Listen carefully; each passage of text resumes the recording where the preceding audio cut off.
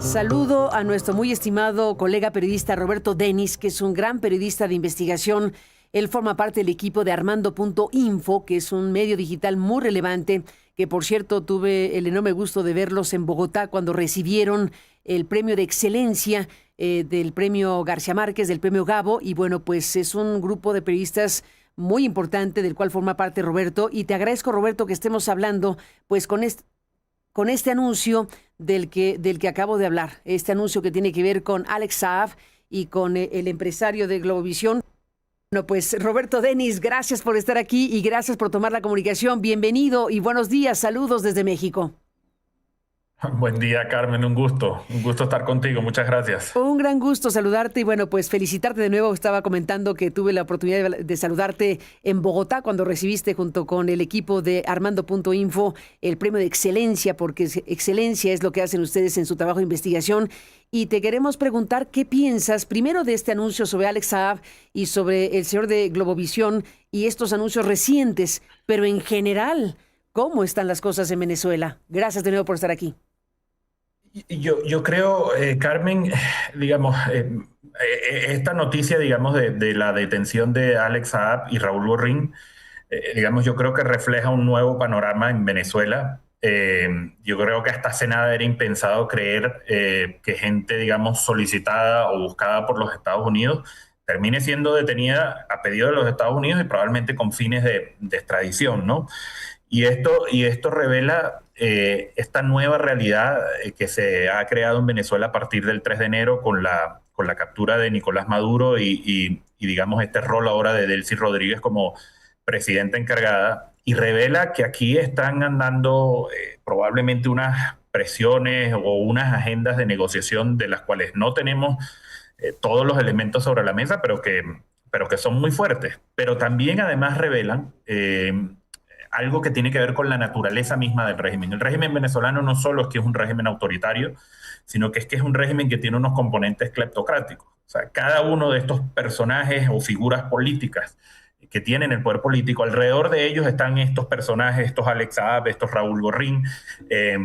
Y bueno, entramos en una fase donde probablemente nadie confía en nadie y cada grupo solo tratará de confiar y creerá que debe confiar en los suyos nada más.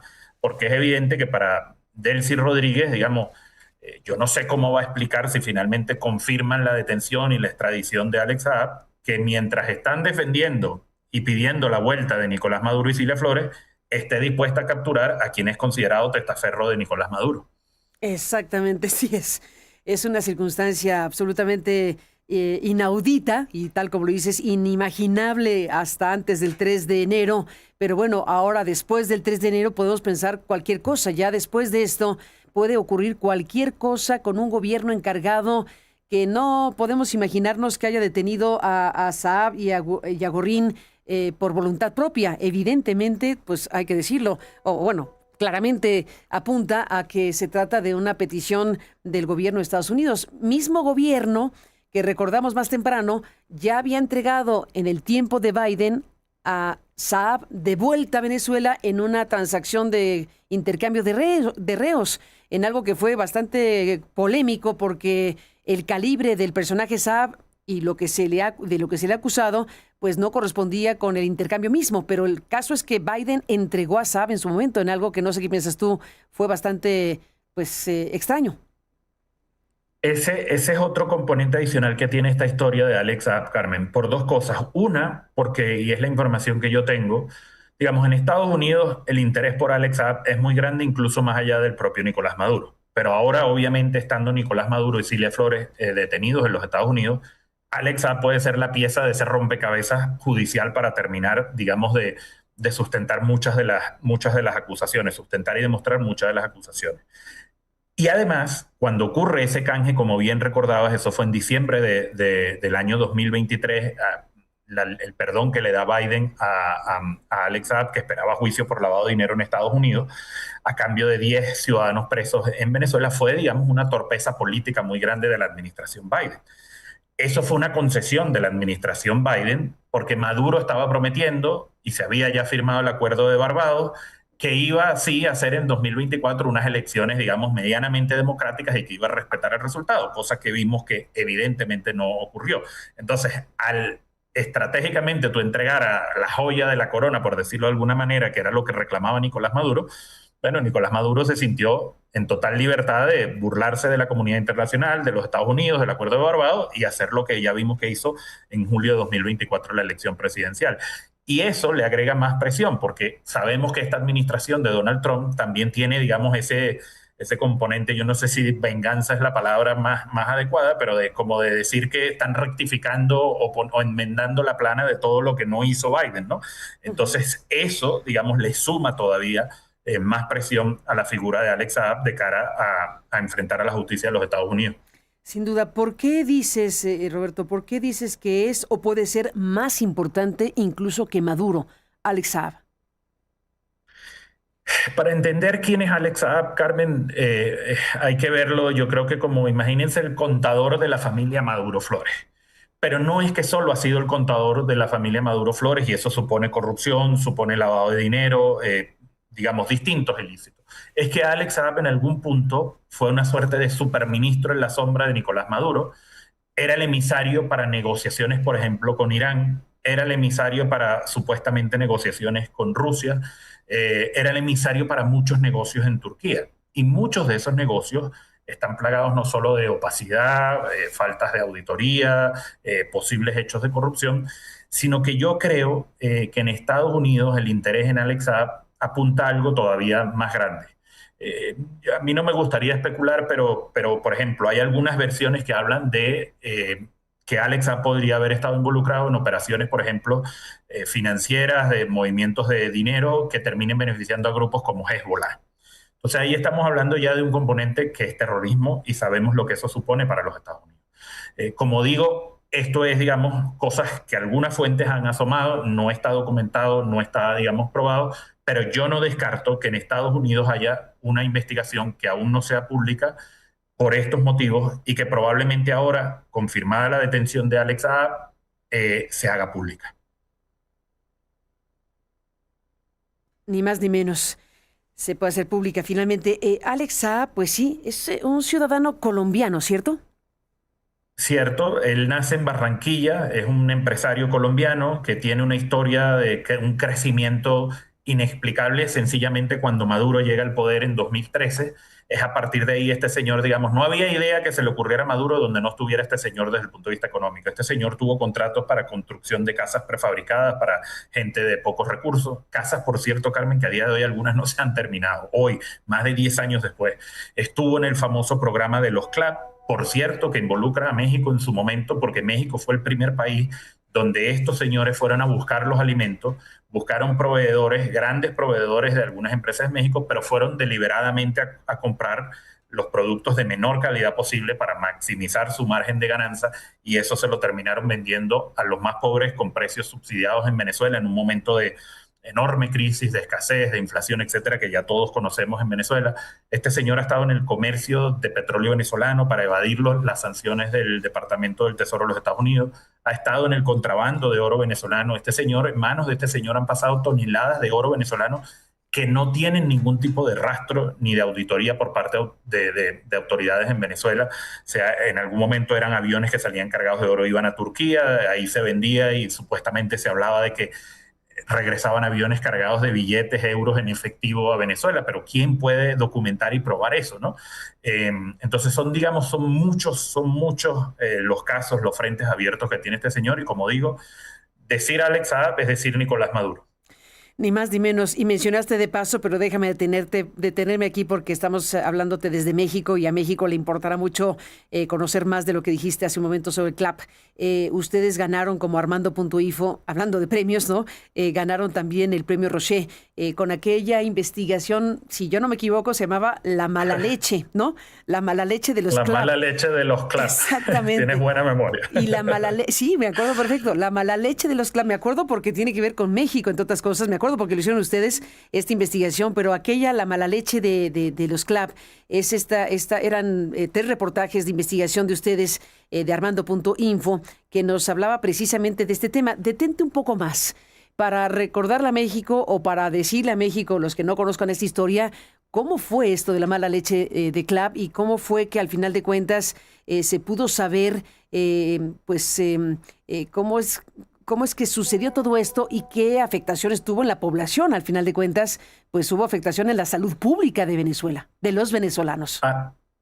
Así es, en 2016, marzo de 2016, cuando ya la crisis económica era muy evidente, el tema de la escasez era muy evidente en Venezuela, Nicolás Maduro ideó este programa que se conoce como CLAP, que es Comités Locales de Abastecimiento y Producción, que supuestamente debía ser un programa que era apuntar a pequeñas unidades de producción en comunidades, en pequeñas, digamos, localidades, para que la gente con recursos del Estado produjera sus propios alimentos. Esto en realidad derivó en un gran negociado y en otorgamiento de contratos millonarios por parte de Nicolás Maduro a empresarios como Alex Saab. Alex Saab fue uno de los grandes, no fue el único, pero fue uno de los grandes beneficiarios de este negocio con el hambre de los venezolanos. Se le dieron contratos millonarios. Recuerdo ahorita el primero fue de 340 millones de dólares para que fuera a comprar, y él escogió México por la capacidad, digamos, de la industria mexicana, los proveedores, etcétera, y el volumen que se necesitaba. Él escogió México, pero fue a distintos proveedores a buscar deliberadamente productos de muy mala calidad. Y el caso de la leche es el más emblemático, el que resume esto. Nosotros durante varios meses recolectamos estas muestras de este producto empaquetado, la leche en polvo que se vendía en estas cajas CLAP. Lo fuimos acumulando porque veíamos que había muchas denuncias de las madres en zonas populares que decían que era un producto muy malo, que le sentaba mal a los niños, etc. Y después de llevarlo al Instituto de Ciencia y Tecnología de Alimentos de la Universidad Central, varias de ellos se mostraba que toda la información nutricional en el etiquetado era mentira y que eran productos bajísimos en proteína y bajísimos en calcio, que es lo que uno espera encontrar en un producto como la leche en polvo. Y en cambio eran altísimos en carbohidratos y altísimos en sodio. Por eso las madres decían que hasta la leche era salada, porque eran altísimos en sodio. Al final, ¿por qué? Porque esto era un sucedáneo de la leche en polvo. Esto no era realmente leche en polvo, pero se lo estaban distribuyendo y vendiendo a los más pobres en Venezuela como leche en polvo. Y aquí permíteme, Carmen, hacerle un reconocimiento a Claudia Solera, colega mexicana, que fue muy importante para nosotros en este trabajo de Armando Info, porque ella fue, digamos, nuestro pie en México para ayudarnos en toda esta investigación y fue parte de todo este trabajo que hicimos. Y este personaje, Alex Saab, del que estamos hablando, que fue recapturado ahora en Venezuela por el régimen encargado, que está pues a punto seguramente de extraditarlo de regreso a los Estados Unidos. Este personaje tiene que ver con esta y otras historias, pero esta en particular que tiene que ver con México, triste y trágicamente, porque al final de cuentas es una tragedia todo esto en muchos sentidos. Así que Alex Saab, entre otras muchas cosas, está relacionado con esta historia de los alimentos y todo lo que nos está recordando. Él fue, sí, el gran beneficiario de este programa de los CLAP fue él. El gran beneficiario del programa de los CLAP. Este programa no había empezado y Maduro ya le estaba dando contratos con una empresa que él tenía de papel en Hong Kong y donde aparecían varios de sus familiares como firmantes, directores de esas empresas, y con esa empresa fue a comprar los productos a México. Este personaje, Alex Saab, ¿lo considerarías una suerte de columna vertebral para entender al madurismo y al chavismo también? ¿Desde cuándo apareció Alex Saab en la historia de Venezuela? Alex Saab aparece, digamos, todavía en época de Chávez. De hecho, el primer contrato de él fue en 2011, finales de 2011, para la construcción de viviendas prefabricadas en un programa que Chávez ideó en ese momento que se llamaba Misión Vivienda, que básicamente era buscar darle viviendas a los más pobres en Venezuela, y derivó también en grandísimos esquemas de corrupción. Pero decir Alex Saab, como decía antes, decir Nicolás Maduro, es a partir de 2013, cuando Maduro asume la presidencia y el poder en Venezuela, que este señor empieza a tener contratos de distinta índole. En algún momento, en una empresa llamada Trenaco, una empresa sin experiencia, que él controlaba en la sombra, junto a otros socios, PDVSA, la petrolera estatal venezolana, le da un contrato de $4.000 millones a una empresa que no tenía ninguna experiencia en el sector petrolero. Le dio ese contrato para supuestamente explorar y explotar petróleo en la faja petrolífera del Orinoco. Yo diría que Alex Saab, la historia de Alex Saab nos sirve para contar en lo que derivó, digamos, el régimen venezolano, la llamada revolución bolivariana, en un gigantesco estado cleptocrático corrupto.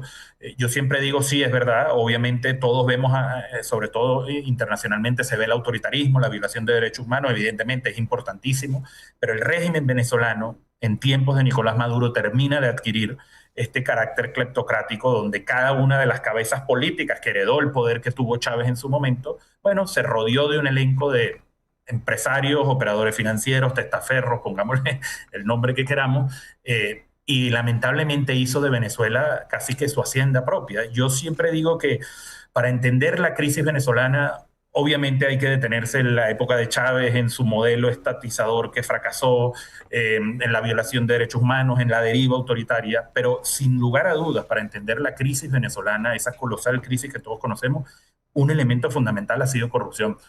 Carmen, bueno, ustedes en México también lamentablemente tienen una experiencia muy grande y los casos también son muy grandes, pero Sí. si uno ve la magnitud del dinero que se ha, digamos, desfalcado, perdido, desperdiciado en Venezuela, eso equivale, Carmen, al tamaño de varias economías, al PIB, al Producto Interno Bruto de varios países pequeños de la región. O sea, no estamos hablando de poca cosa. Sería el dinero perfecto para pensar en la reconstrucción de Venezuela. Y es un dinero que se fue a paraísos fiscales, a comprar bienes inmuebles en Miami, pero después en los Emiratos Árabes Unidos, en Turquía o en jurisdicciones donde se sentían más protegidos. Y una de las preguntas es si ese dinero lo va a recuperar Estados Unidos de una u otra manera y dónde quedará finalmente todo este volumen de recursos. Esa es una de las preguntas que quedan abiertas, Roberto, por supuesto. Es muy difícil, hay muchas causas judiciales que se han, digamos, donde se ha congelado dinero, pero apenas es una porción, digamos, del total. Eh, y esa es la otra, ¿no? Que en Venezuela, lamentablemente, al tener una justicia completamente cooptada por el poder político, que es donde todo esto se ha debido investigar, no se investiga. Nos enteramos porque, bueno, aparecen casos judicializados en los Estados Unidos, en España, en Liechtenstein o en otras jurisdicciones que han utilizado, ¿no? Entonces, yo me temo que va a ser muy difícil recuperar buena parte de este dinero. Quizás se pueda recuperar algo, pero me temo que es un dinero que va a ser muy difícil recuperar. Imagina algo, Carmen, en los últimos meses en Venezuela, para que tengan una idea, el petróleo venezolano se estaba comercializando en criptomonedas. ¿Cómo se le hace el seguimiento y el rastro Mm, a las criptomonedas? imposible. Todos sabemos lo que suponen, es casi imposible. Entonces yo creo que lamentablemente va a ser muy difícil, será parte de la tarea de si ojalá se abren las puertas de una reinstitucionalización y una reconstrucción de Venezuela, es una de las tareas fundamentales, buscar este dinero, porque es un dinero que sirve para el país. Absolutamente de acuerdo, totalmente de acuerdo contigo, Roberto. Déjame cerrar y te aprecio muchísimo el tiempo que nos das. Raúl Gorrín, se dice fácil, presidente de la cadena Globovisión. ¿Quién es este personaje y qué dices al respecto de su detención anunciada el mismo día que la de Alex Saab? Raúl Gorrín es un símbolo, si queremos tener un símbolo de esa burguesía venezolana que ha surgido a la sombra de este poder político en los últimos años, Raúl Gorrín es una de esas figuras.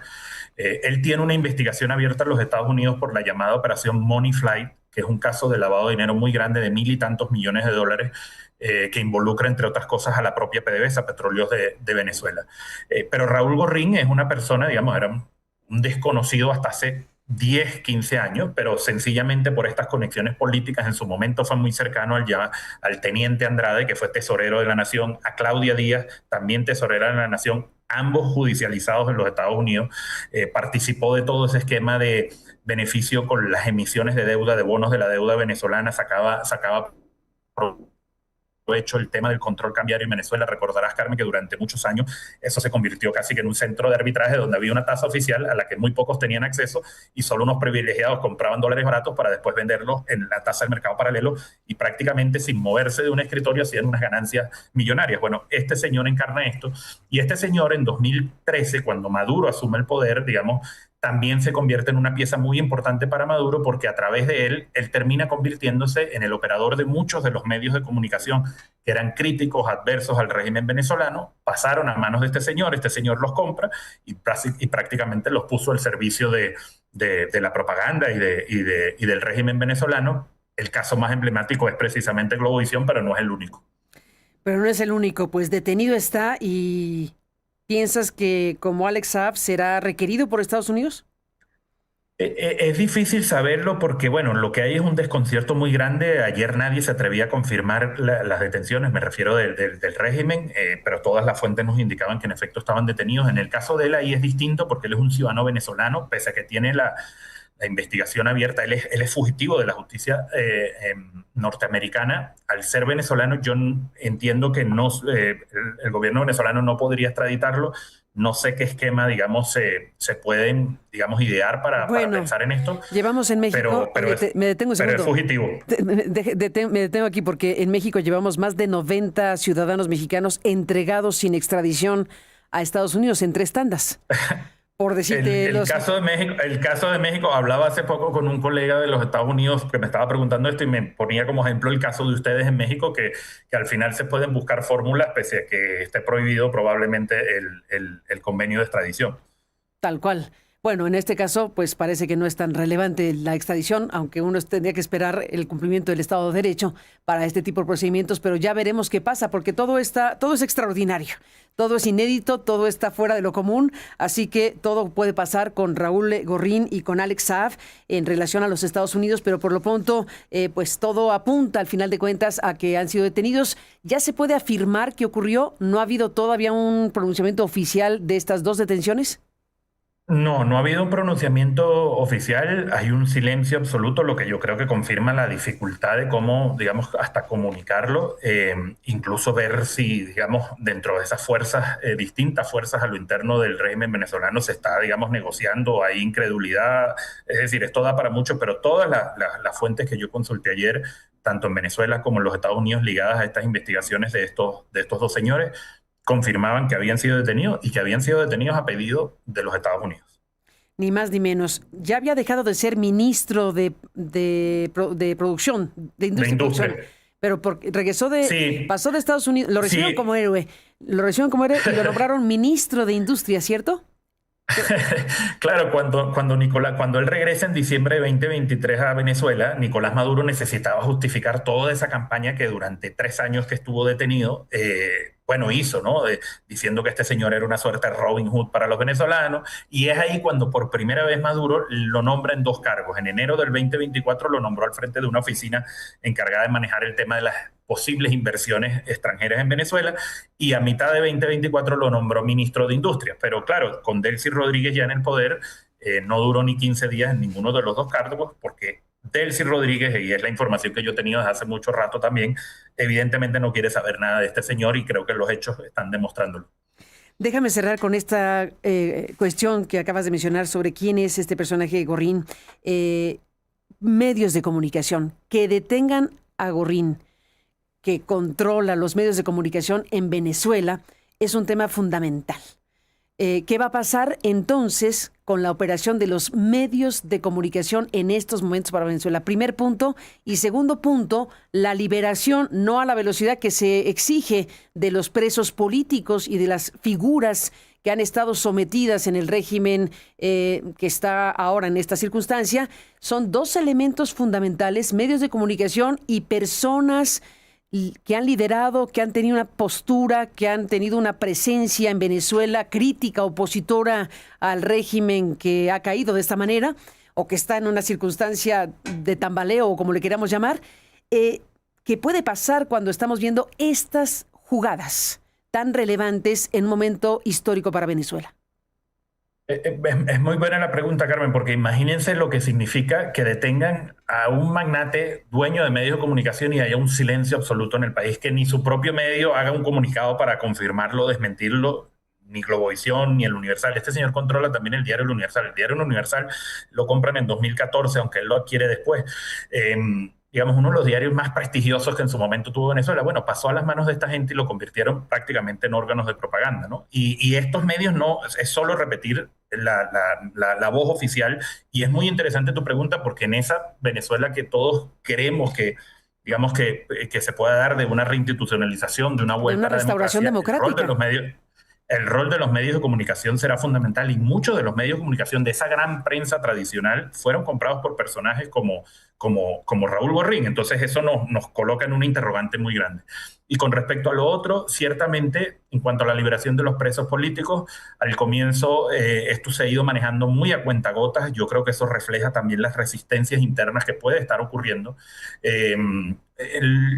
Los últimos 2 días ha habido nuevas liberaciones, pero esto sigue siendo un proceso opaco. No hay claridad de por qué están liberando a quienes están liberando, pero más importante aún, por qué siguen detenidos los que igual están detenidos arbitrariamente. No lo explica nadie. Por ejemplo, muchos militares que están presos en Venezuela acusados de distintas conspiraciones que a cada rato Nicolás Maduro denunciaba, están presos y prácticamente no ha habido liberación de ninguno de ellos. Ha habido sí muchos civiles, algunos dirigentes políticos, pero por ejemplo todavía Juan Pablo Guanipa, un líder político muy relevante, cercano a María Corina Machado, permanece todavía preso y nadie explica, ¿no? Y en paralelo se está hablando de una supuesta ley de amnistía, pero aquí es curioso algo, Carmen.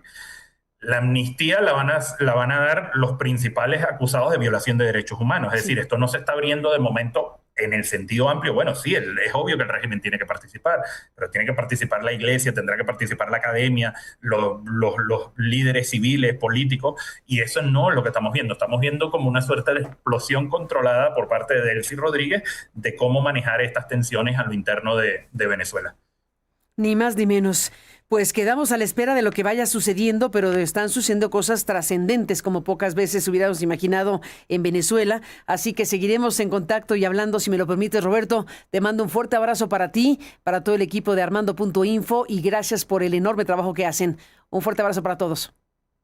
Un abrazo de vuelta, Carmen. Gracias. Mucho gusto hablar con ustedes. Igualmente, gracias. Saludos desde México con esta importantísima explicación que nos da Roberto Denis, uno de los más importantes periodistas de investigación que tiene el continente a través del trabajo de Armando.info. Y bueno, pues ahí está esta explicación de qué alcance tiene esta detención de Alex Saab, qué alcance tiene esta detención de Raúl Borrín, independientemente de que no ha habido la confirmación, ya todo apunta a que efectivamente fueron detenidos y estas implicaciones que tiene para Venezuela en un momento como este. Muy importante todo esto.